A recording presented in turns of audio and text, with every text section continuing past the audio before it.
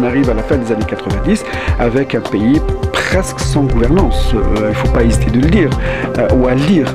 Alors ça, bonne gouvernance d'un État, c'est d'assurer que tout ce qu'on fait sur son territoire se fait sans porter atteinte physique au territoire. C'est ce qu'on appelle maintenant l'écologie. Il y a des décisions qui, des fois, vont au-delà des compétences de ceux qui font les lois. Par exemple, si on décide de faire de l'exploration des gaz de schiste, ça prend de l'expertise, ça prend un savoir-faire et une compréhension souvent qui n'est pas à la portée du politicien. Bon. La révolution algérienne, par exemple, a été beaucoup mieux gérée et conduite que ne l'est le pays indépendant, même 50 années plus tard. On sait aujourd'hui que la bonne gouvernance, ça s'articule autour de 3 éléments. Servir le citoyen d'abord, c'est-à-dire mettre au cœur de la gestion publique le citoyen. Et tout, absolument tout, par rapport à ses valeurs, par rapport à ses besoins, et on va tout faire autour. On va bâtir les structures qui vont le servir. On va former les cadres qui vont le servir. On va choisir les produits et les services dont il a vraiment besoin. On va mesurer l'efficacité de ces mesures-là en fonction de ce qu'il pense. Sa perception compte énormément. Et puis, on s'organise, c'est-à-dire comme pouvoir public, comme autorité locale et nationale, on s'organise autour du citoyen et non pas l'inverse. Ça, c'est les pratiques de bonne gouvernance. Ça, c'est le premier élément. Le citoyen d'abord, ou ce que nous appelons aujourd'hui la qualité des services aux citoyens. Alors, bonne gouvernance, s'il y avait une définition, disons, universelle et définitive, ça serait trop beau.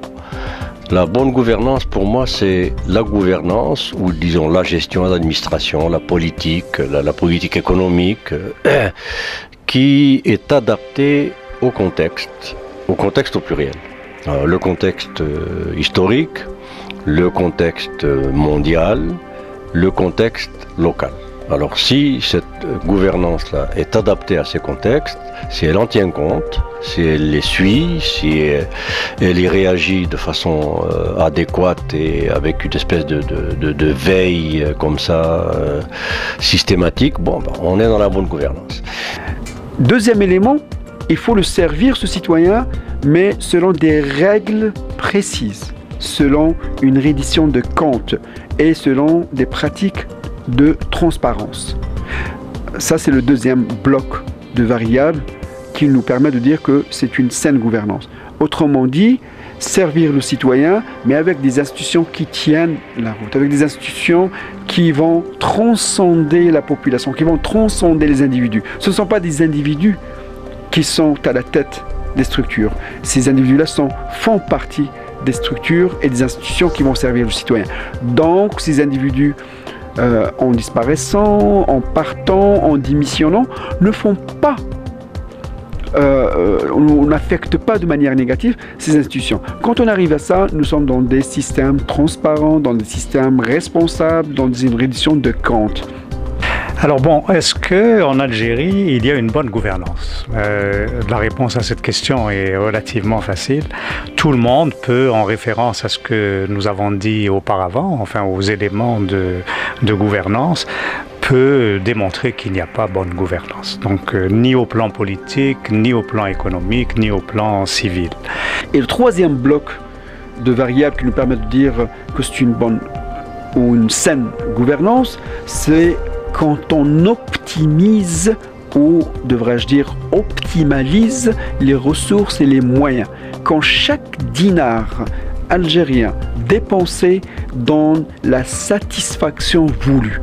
Quand chaque dinar qu'on va investir dans les affaires publiques donne une utilité, donne une richesse à la population ou donne un service de qualité à la population. Ce que nous appelons aujourd'hui optimiser les ressources et les moyens publics. Alors quand le citoyen est satisfait, quand les enveloppes budgétaires sont respectées, les moyens sont parmi les meilleurs où les bons moyens sont déployés et quand il y a un système de responsabilité, des réductions de comptes et public, j'allais dire, on peut dire que c'est une saine gouvernance. Est-ce que l'Algérie aujourd'hui dispose d'un système de gouvernance sain? On sait très très bien, la réponse est non.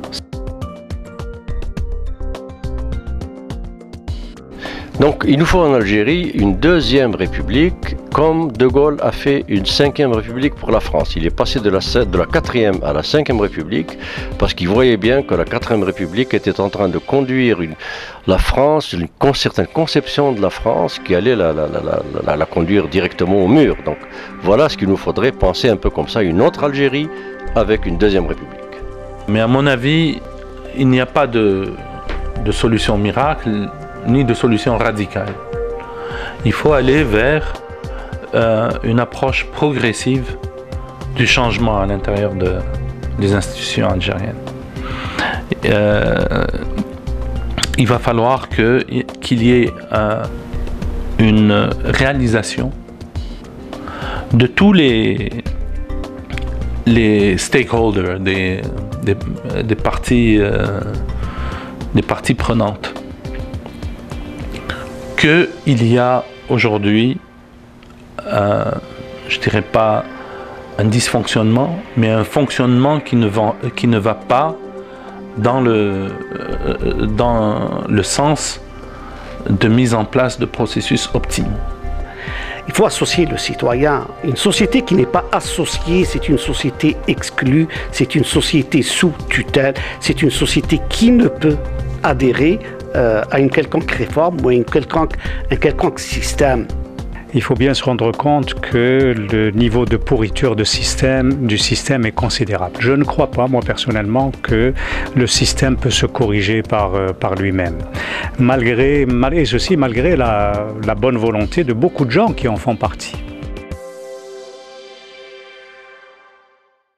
J'ai le cœur qui se déchire à chaque fois que je vais en Algérie et que je vois qu'il y a des quartiers quasiment fermés et gardés par des milices privées où on vit au XXIIIe siècle avec des produits de super luxe qui arrivent parfois directement par avion de pays étrangers, etc. Et d'autres quartiers où on en est encore à vivre pratiquement dans les pires conditions du pire colonialisme qu'on a subi. Or, ça c'est le rôle de l'État.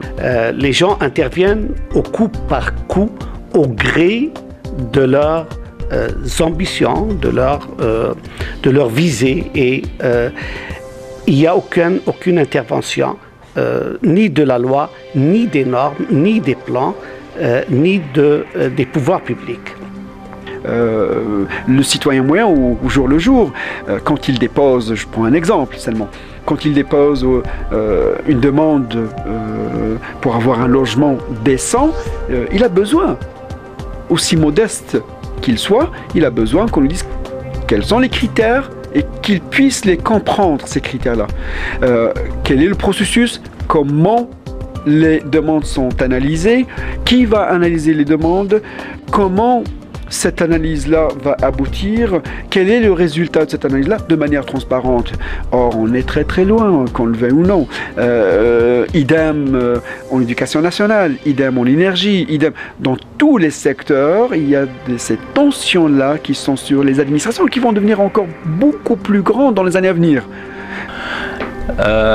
Ensuite, il y a le problème de ce qu'on appelle de ce qu'on appellerait au niveau de la gouvernance de l'autorité. C'est quoi l'autorité? L'autorité, c'est en fin de course, c'est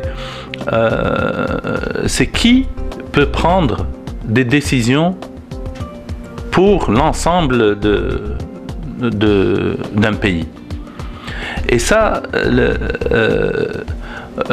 on peut dire que ceux qui sont élus, par exemple, ont ce pouvoir-là et que c'est le processus électoral qui leur donne ce pouvoir. L'expérience d'industrialisation, par exemple, dans les années 70, a montré les limites d'une telle démarche basée sur l'importation. La première leçon aurait été de retenir que l'accès aux technologies importées n'en assure pas une appropriation et une maîtrise sociale. Les faiblesses de la gouvernance sont apparues aux yeux des élites politiques comme une tare, disons, du mouvement national et de la nation algérienne. Au lieu de les considérer comme une faiblesse organisationnelle, ils les ont considérées comme une tare. Finalement, c'est parce qu'on est des Arabes que c'est comme ça, disons, si l'on voulait simplifier.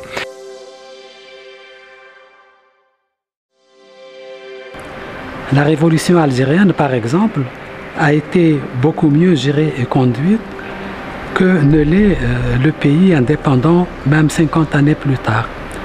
Pourquoi ? Parce que nos parents et les dirigeants qui ont assumé et conduit cette révolution étaient mieux instruits? Non. Mieux scolarisés? Non plus. On sait que rares parmi eux étaient ceux qui ont abordé l'université, et ceux-ci se comptaient sur les doigts d'une seule main, ou peut-être juste un peu plus. Ce n'est pas pour négliger l'éducation ou la compétence, loin de là, c'est pour dire que de nos jours, ce n'est pas tant un problème de compétence, mais d'engagement social et de volonté politique. D'abord, la loi doit être approchée en termes de mécanismes qui visent à assurer d'abord et surtout l'équité et la justice. Je pense que si les dirigeants actuels, que je trouve personnellement particulièrement pessimistes, ils ne croient pas en l'Algérie, c'est mon opinion. Si ces dirigeants laissaient la place, moi je crois que les Algériens sont capables de trouver leur chemin et de régler bien entendu ces questions de manière satisfaisante. Dans tous les cas, ça va prendre beaucoup de temps. Mais je crois que si les gens pessimistes d'aujourd'hui laissaient la place, je pense que l'Algérie s'en sortirait.